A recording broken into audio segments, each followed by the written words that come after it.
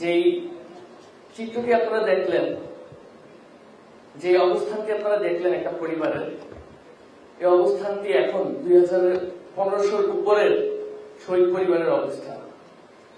আমি যখন দেখছিলাম বারবার আমার মায়ের কথা মনে পড়ে যাচ্ছিল,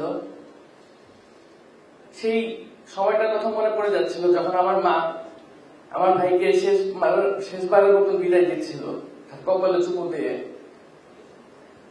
আমি যখন এখন আমার মার সামনে যাই, আমার নিজেকে খুব অপরাধী মনে হয়, কারণ আমার আর আমার ভাইয়ের চেহারা একেবারে একরকম ছিল, আমরা জমজ ছিলাম।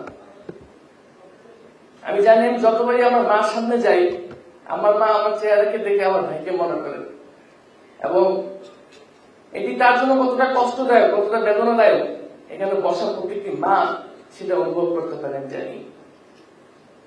আমি যতবারই আয়নার সামনে যাই, আমার নিজের চেহারাকে দেখে আমার ভাইয়ের কথা মনে পড়ে যায়। একসাথে মায়ের গর্ভের থেকে বড় হওয়া দুইজন ভাইয়ের জন্য একজন ভাই নেই, কতটা কষ্টদায়ক, যেটি যারা একসাথে বড় হয়েছে, পিঠাপিঠি ভাই আছে বা বোনরা আছে, তারা বুঝতে পারবে।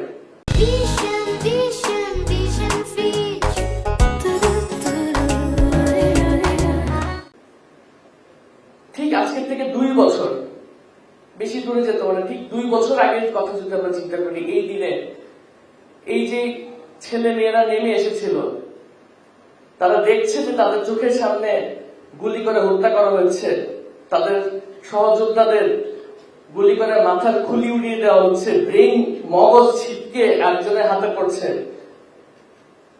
এটা দেখার পরেও কি এমন সাহস তাদের মধ্যে এসেছিল যে তারা সেখান থেকে চলে যায়নি, তারা আন্দোলনে শহীদ হওয়ার জন্য প্রস্তুত হয়ে গিয়েছিল। আপনারা কি জানেন সেই সাহসটি কোথা থেকে এসেছিল? সেই সাহসটি এসেছিল তীব্র আকাঙ্ক্ষা থেকে, যে ফ্যাসিবাদ রাষ্ট্র কাঠামো গত 17 বছর ধরে তিলে তিলে গড়ে উঠেছে,